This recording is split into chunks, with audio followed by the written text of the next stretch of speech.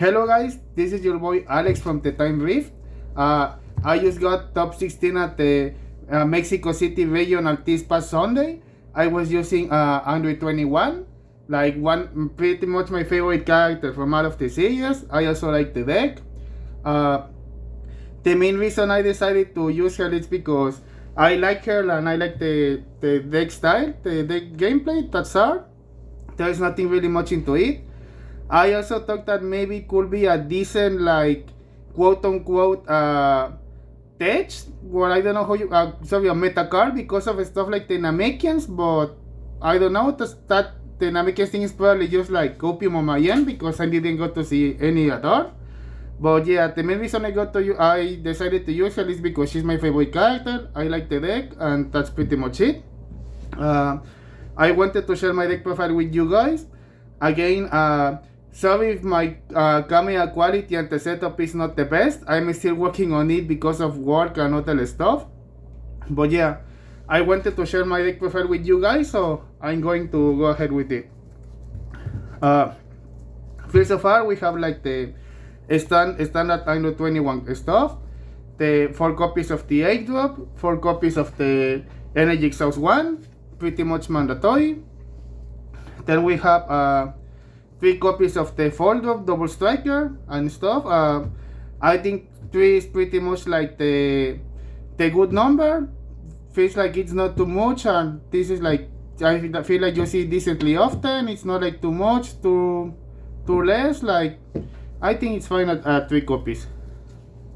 The one of Batwoman, is just a good card. You can just pretty much play it for only 2. You like murder your opponent for 1 life. The standard. Then 3 copies of the cantrip, consistency card, C energy generator, cantrip. Of course, the secret rare, like the best secret rare this deck can run. Like, I don't really see why we're not LCR. And then for the non-Android 21 stuff, we have 4 copies of Measureless Strength. At least in this tournament, she was only ever the Checkland, the Energy Exhausting Knowing card. The Add to the Hand or the Arrival never came up once in this tournament, but of course it's a card like you have to run. Then we have 4 copies of Bionic Blitz.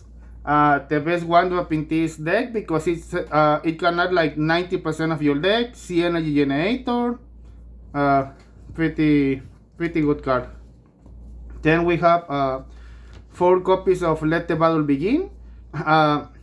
Ever since they introduced the Goku and Frieza C Unison, this card is fantastic. Like, you have it live pretty much guaranteed every time you go to the second turn.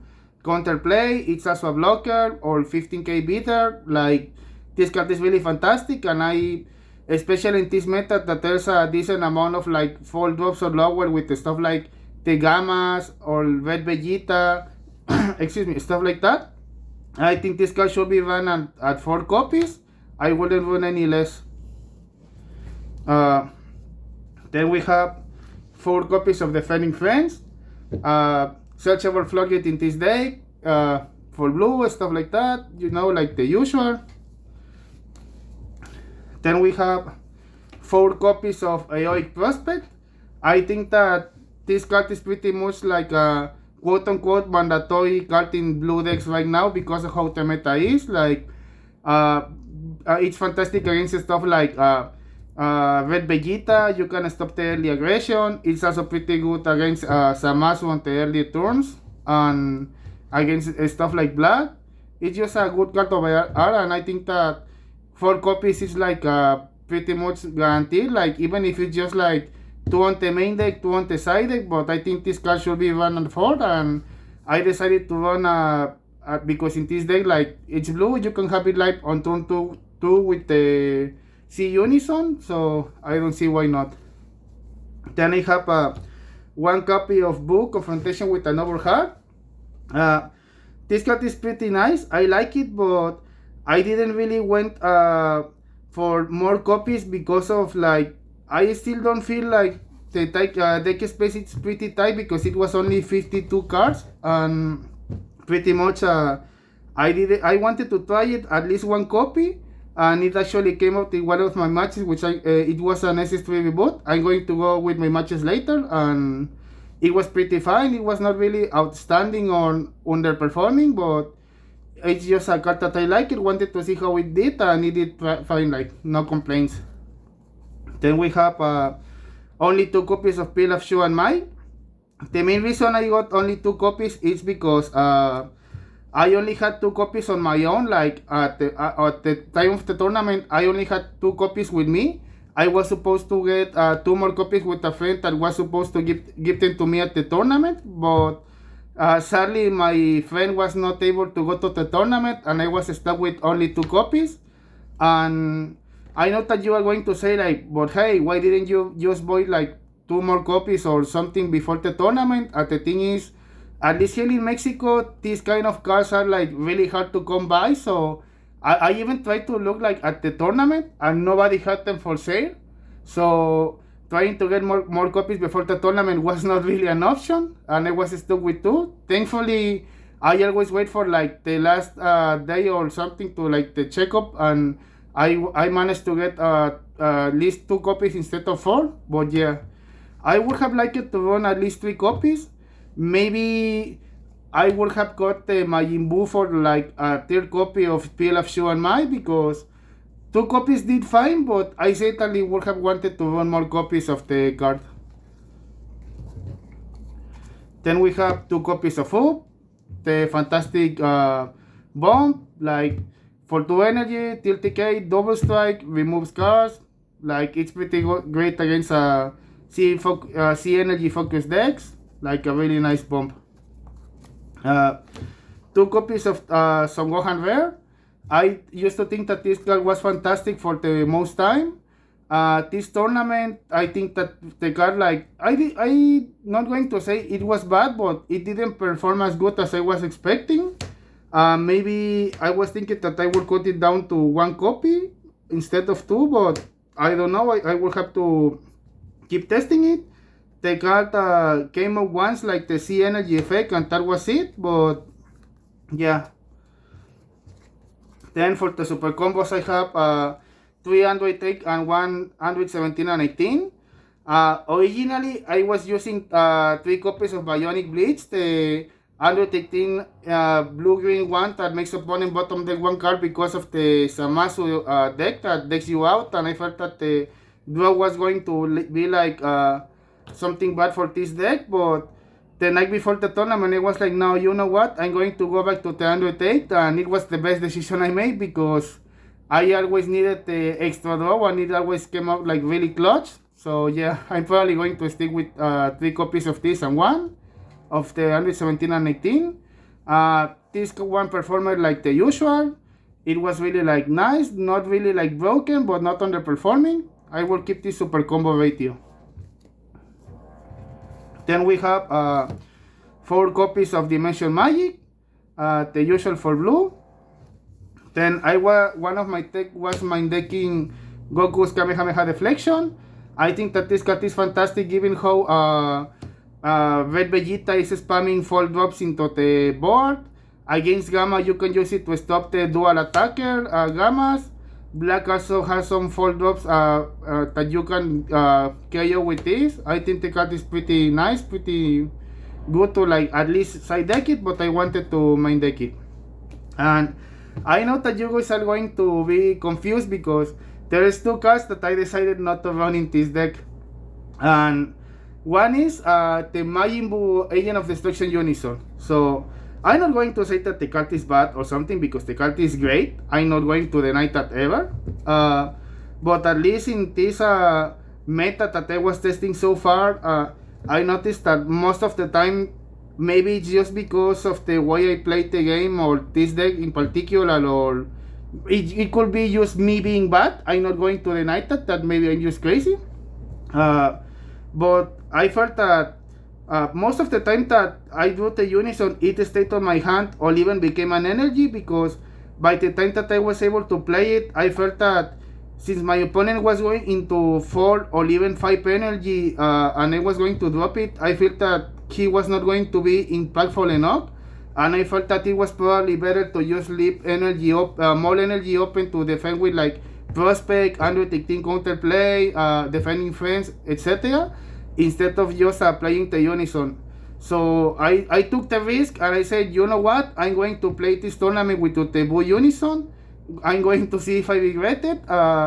Being honest, I didn't regret it, not playing the unison. I never really missed it. Like I felt like I really needed it, but I understand people wanted to play it. The card is great. The card is fantastic. This was just something that I dared to try. I wouldn't really suggest to people to like do it too. It was a risk that I took, and then I didn't run Ultra Instinct Goku's Kamehameha because for the most part, one of my rules is that I want to stick to 50 cards minimum for consistency, but this time I actually went above 50 and went to 52 cards because of the Zamasu Mill stuff. And as I said, I showed you guys my deck profile, and being honest, there was not a single card that I felt like I wanted to take out for the Ultra Instinct Goku's Kamehameha. That one I actually like never felt. I actually never felt like I missed it too or something. I guess maybe I could have taken out the Majin Buu for the Ultra Instinct Kamehameha 2. I don't know, but personally, I couldn't find room from the card at all. But if you want to vote it, of course, feel free to do it. And yeah, and the other reason, you'll see later. And then we go for the C deck. We have like the usual, the two Android 21C battle cards with the Zamasu for the indestructible and stuff like that. We have the Goku and Frieza C Unison. This card is busted, like 2 energy for a Unison that untaps an energy, gets +1. It's a 20k. It can attack, but it's like a sturdy body to stay there. It's fantastic. Then we have Vegito Godly Speed. This card actually came up twice in the tournament, but not really for the for the hard casting it. It was mostly because I actually managed to tap force an opponents to tap out for the Vegito, and then I actually like played the Android 21, copied the triple strike, and went for game with like copying the keyword. Basically, he was just a keyword giver for like Android 21, but the triple strike actually came up like against a Zamasu deck that realistically the opponent was only at 2 life and the triple strike was overkill, but he was the only card I had in the deck that could actually like give double or above, so it was actually quite helpful and useful. Then we have the Goku and Vegeta C battle card. Its only purpose is to turn on the Android 17 Floodgate effect, and that's it. Then we have A Annihilator, Mighty Blast, Awakening of the Creator, and Dabua, like the usual. Pretty much blue staple stuff, like to run. Being honest, from the C deck, the cards that I used the most in this tournament were like all of these. All of them never came up once in the tournament, but it doesn't hurt to like run them at the end. They are really good cards. The Dabua, it was pretty much also like because of the same reason that I didn't run the Buu Unison. Like I felt that by the time I could drop it, it was better for me to leave more energy open to defending instead of like dropping it. But this card, at least you don't have to play it in the main deck. You can play it directly from your C deck, so at least that's the good thing. And it's also part of the reason that I decided not to play the Agent of Destruction Unison, because it was like, well, it's not as strong and it's not the same, but if I needed it, I was like pivot into the Dabua one from the C deck. Then for the side deck we have 2 copies of Waving Weird against like blue decks. It can also help stop stuff like SCRs, Fatas on Solidarity if you play it on like counter window 2 when they are doing the skill, stuff like that. I only sided it once against Reboot SS3, but it never came up. Then we have 3 copies of Mekikabua, the Broken Seal. I think this card is pretty fantastic. I was expecting a lot of Zamasu Mill in this tournament, and there was actually a good amount of Zamasu Mill in this tournament. This card is great against Zamasu because you play it, you declare Zamasu, energy cost of 5, and they cannot do the Fusion Portal spam, and that is actually like really big in that matchup because not only are they losing on aggression and resources, they are also not like decking you out and stuff like that aggressively, and it pretty much boosts you an entire turn. Of course, they can still play stuff with something like the the Goku Black that gets double strike or cards from the C deck, but being able to like stop a turn with this card, it's like really big. And I know that you cannot play them like back to back. I know that if you play one, you have to pretty much wait 2 turns until you can use the other one. But I decided to run 3 copies because of consistency. And yeah, this card is fantastic. It also has some uses because depending on the matchup knowledge that you have, the card can also be great. I'm not going to say that I have like a big rank on something because I'm just Savage, but it can also help against stuff like, say, I don't know, Shadow Dragons. You can say 8-drop Nova Shenron and stuff like that, and you can stop that card. Like, this card is really good if you know your matchups and stuff. I think it's pretty fantastic, and it should be like maybe at least 2 copies. As I said, I ran 3 copies because of consistency. Then we have 3 Gowasu because, as I said, I was expecting a lot of Zamasu and some Cooler Mill decks just to like not die to the milling stuff. 2 copies of Protector of the People. I decided to run this card instead of Sensu Beam because I know that Sensu Beam is great because it untaps a Dark, but the thing that I valued the most from Protector of the People was that it gives you little 5k every single time they are attacked. And this proved to be pretty nice against stuff like Vegeta because they are 20k. And say, when you use Protector of the People, it pretty much like they can use attack 2 times without you needing to combo. Like, you Protector of the People 1, stop the attack. Then they attack with the second battle card, you are at 20k, and you only need 1 card to like defend. Then they attack you another time, and you are at 25. And you don't really need to combo with hand to defend anymore unless they combo stuff. As opposed to with like with Sensu Beam, you stay at 5k and they can still spam you with like 20k attackers, and you are still going to need to combo out. It actually also came up against the Zamasu Mill stuff because I also cited it because of the aggression. Being able to get my leader to 25k actually saved me in the last turn because the 5 additional k from this card actually made me survive, and I managed to out combo it. And yeah, this card, I think this card is fantastic. It's good against Zamasu, against Vegeta, against Gammas. I think this card is definitely worth siding it. Then we have 2 copies of Kusu. This was mostly to protect myself from stuff like Broly Crown of Retribution. I also sided it against SS3 Reboot because you can remove the the Tournament of Power Gohan, like the TP1, or if they drop the blocker Vegeta that floodgates you into not attacking until you get the sent an energy.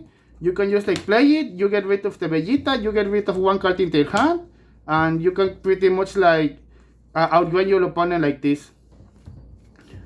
Then we have 1 copy of Cell Perfect Force for like the blue matchups or the longer matchups. I actually set it 2 against SS3, but I didn't really do it, so it is what it is.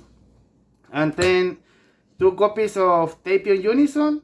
That was mostly because I don't know why, but for some reason I had a good feeling that I was going to face at least 1 Aegis Gogeta in the tournament, and I wanted to be prepared for it.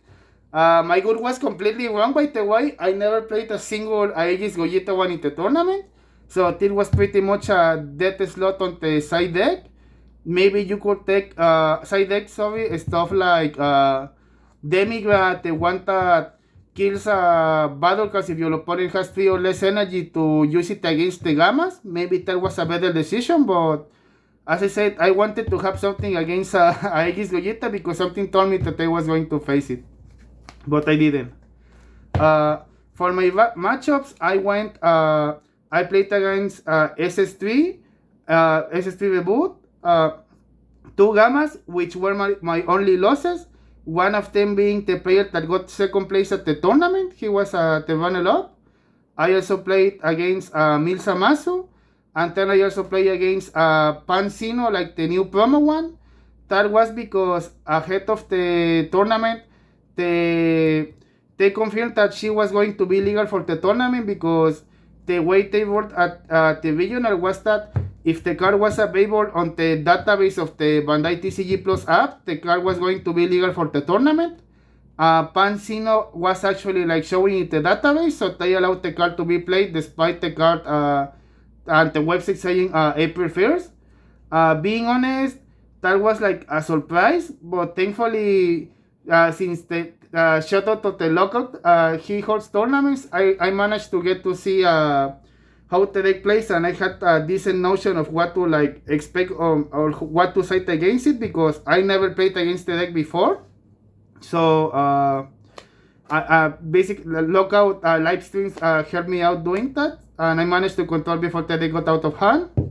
The Gammas, being honest, this was my first time playing it, and I didn't have enough time to even see gameplay of the tournament. So the first Gamma, it was not close at all. Like, I'm not going to deny it. The player that got the second, shout out to Silver, by the way, for having second place. He completely destroyed me. I don't really think that I had a chance to win because I didn't really know how to control the deck. But thankfully, after that, he was nice enough to give me pointers of what to do and not do against the Gamma. And when I faced the second Gamma, it was pretty close. It was a more close matchup. It was pretty like close and all.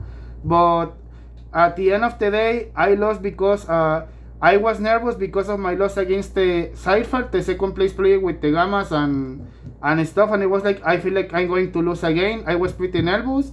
And because of being nervous, I made a misplay that made me go -2 for no reason at all. And at the very last turn of that match, that -2 was the big difference because if I didn't waste that 2 cards for no reason, like I would have been able to survive and kill him next turn. But it was just me like completing the misplay. I have to like pretty much just accept it and move on. It is what it is. And as I said, that was my tournament run. I hope you guys enjoyed the deck profile. Oh, I also have to mention that you don't see any BT27 cards here because here in Mexico they cancel some orders, and one of my friends who was like going to open 2 cases, the shop owner canceled his 2 cases, so I didn't have any chance to play with any of the BT27 cards, and I didn't really want to proxy with the cards because sometimes cards are difficult to get here in Mexico. So I didn't want to test cards that I was maybe not being able to void for the tournament, which was actually the case. Like before the tournament started, nobody was selling BT27 cards because understandably a lot of people were using them for tail decks and stuff. And I managed to get the stuff from BT27 after the tournament was over and people started selling their stuff. So that was the main reason you guys see no BT27 stuff here. I wanted to try the Piccolo Junior SR card, the one that is like a blocker, is Activate Battle. I think the card is pretty good in this deck because being at Activate Battle means that you can play it on your opponent's turn and use it offensively in your turn after you defend it. I think maybe depending on the meta, I would be willing to go to 54 cards and play 2 copies of the Piccolo Junior, or I have to see how I like tinker with the deck with ratios and stuff, but I think it's worth playing it at all. I also the reason I didn't want the Dr. Wheel counter attack from the tournament pack was because for the most time in my test runs, like I didn't really feel like he was needed. Like Of course, he's pretty useful because you can use like raise your leader and defend the attack, but it didn't really feel like he was impacting too much, so I decided to not play it. I also like didn't miss the card at all, but it's also like a good card to play in this deck if you want to. Feel free to do it if so. And then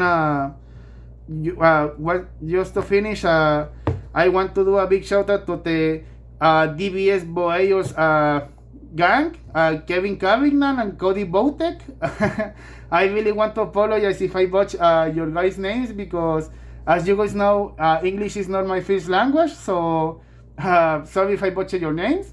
You guys have always been fantastic. I have known them for like a lot of years. They have given me a lot of support. And yeah, a big shout out to them for being part of the Under 21 family. Also, a huge shout out to Jesus Lopez. He was also like a really goat. He got me a lot of the cards that I wanted for this deck, like the Android 18 SPRs, like the collectible stuff. He was generous enough to like get them for me and sell them to me. So big shout out for him too for helping me foil out my deck. And again, sorry for the quality of the video because, as I said, my equipment is not the best.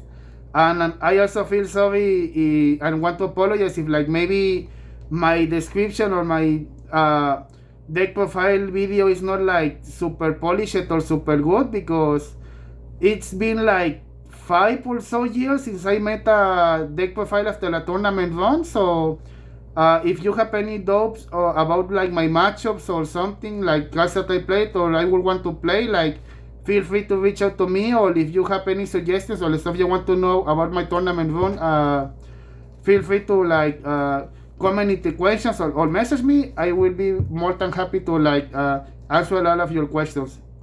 Thanks you guys for the video. So thanks you guys for coming by to watch the video, and I hope that I can become more consistent and enjoy and upload videos more often here in the channel. Have a good one, guys, and see you guys later.